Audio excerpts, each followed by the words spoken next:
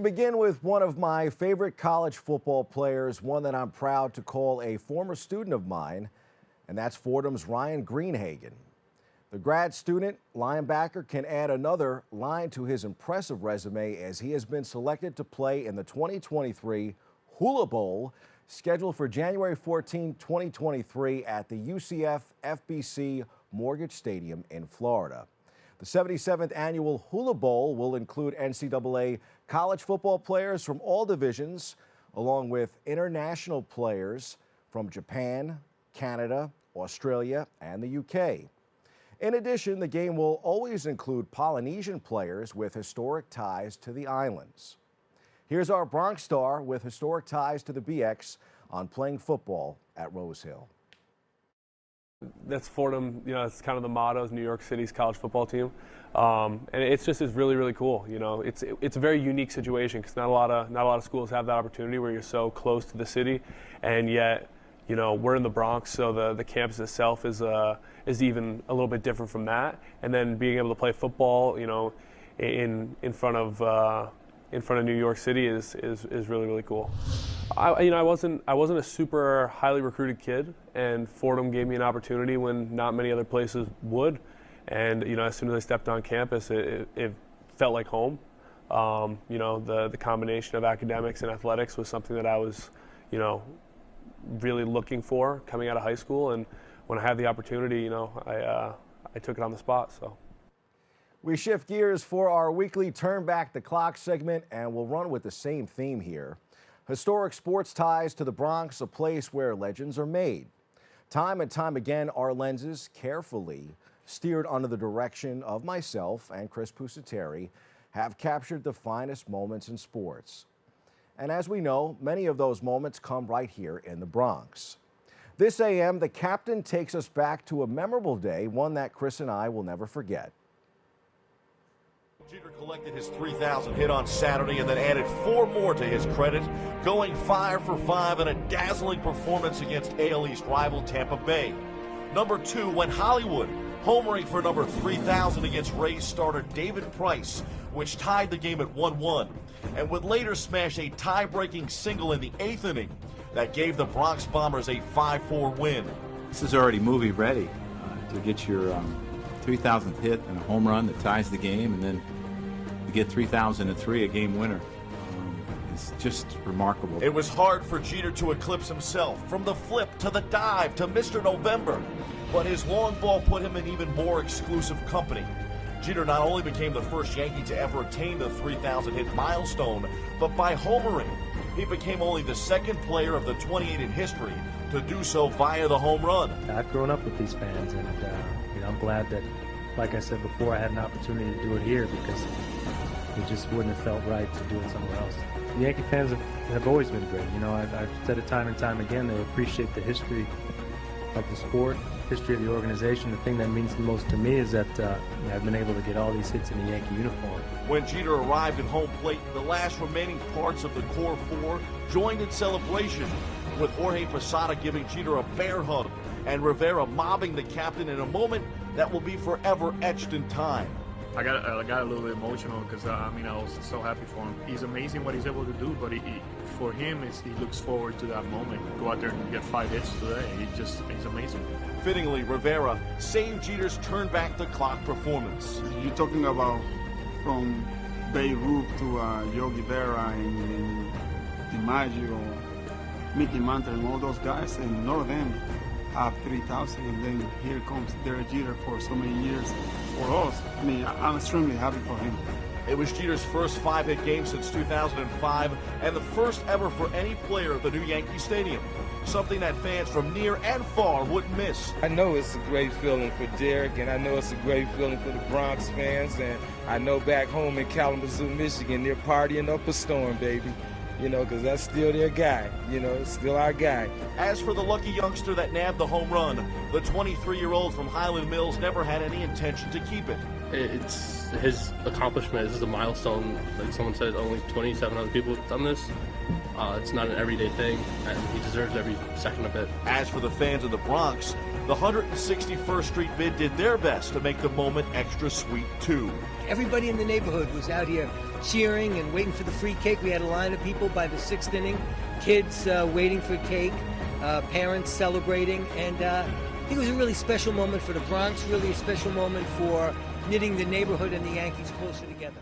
We hope that you'll never forget that awesome moment in the Bronx either. 3,000 with an exclamation point indeed. Jeter with a flair for the dramatic always. On the NFL gridiron, Big Blue will need a flair for the dramatic from this star running back with Bronx roots. New York Giants running back Saquon Barkley says he's feeling way better after being limited with a neck injury in a 48-22 loss to the Philadelphia Eagles. That was a tough one. The NFL's fourth leading rusher ended up having 28 yards on a season-low 9 carries against Philadelphia.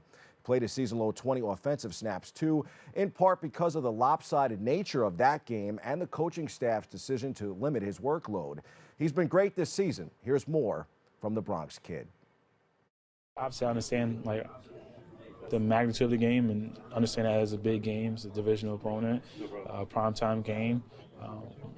I do understand that, but for me, I guess I just go back to my Penn State days, something that Coach Franklin kind of taught us when I was 18 years old. It's the biggest game because it's the next game, and it's the next opportunity. So I kind of just always take that with me, no matter what. If we're playing in December and playing, 7-5-1 versus 7-5-1, or if we're both 3-12, it's still opportunity. It's another chance you get to play the game you love. So that's why it's a big game. Do you know who else has been amazing this season? Kevin Durant. The NBA star has Brooklyn trending in the month of December. The Nets picked up their 11th win in 14 games with a convincing 112-100 victory over the Washington Wizards. KD led the charge for the Nets with his 15th 30-point game of the season. On top of dropping 30 points, Durant also had 9 rebounds, 6 assists, 1 block, and 1 steal. Here's KD. First of all, we want to be a connected group on both ends of the floor. And, in a lot of these plays that you make, sometimes you just got to be there to protect your teammates. And, so once we had that in our minds that, somebody gets beat, we have to be there. Somebody might have made a mistake on a switch or a backdoor cut, we still got to be there. And I think we've been preaching that. And, the hustle plays come with that. And, everybody's buying into it. So, that's the toughest part of the game, to be honest, is to continue to consistently do that every single night. And that's what the great teams do. They dial that up every night, even when the offense is not working. You still be a connected group on the defensive side. So we're building something. We got to continue to keep fine-tuning. From the NBA hardwood to the baseball diamond, where one of our favorite relief pitchers is back in New York, but he has crossed enemy lines. The Mets get richer with the addition of former Yankee David Robertson. Robertson pitched with Philadelphia this past season, reaching the World Series.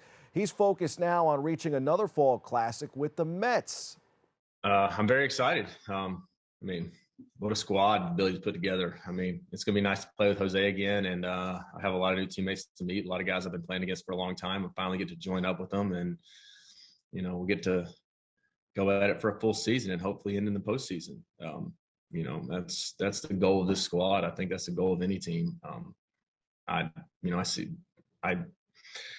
don't really know what else to say other than I'm excited to be a part of it, and I'm looking forward to being at the back end and helping out whenever I can. I know that we got a great 9th inning guy, so it'll be whenever I get called upon, I'll mix in there and pitch and do my best to hold down the fort, like Billy said. And we got a great squad, and I'm looking forward to it. To the C list for the Yankees' latest free agent catch.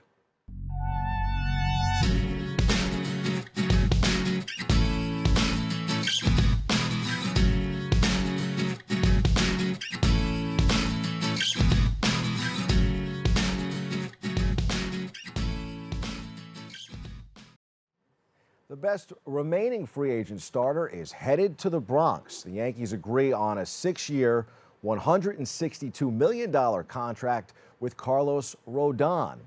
The deal contains a full no-trade clause and runs through Rodon's age 35 season. He's just 30 years old and gives the Bombers a legit number 2, a second ace behind Garrett Cole. New York pairs The addition with their record-setting deal for defending American League MVP Aaron Judge as part of a huge offseason so far. The lefty has terrific numbers at Yankee Stadium, but perhaps his greatest value could come against their biggest rivals. Yes, the best part of this, check this out, these numbers against the Houston Astros. In 7 starts, Rodon owns a 1.55 ERA and 44 strikeouts in 46 innings against the Stros.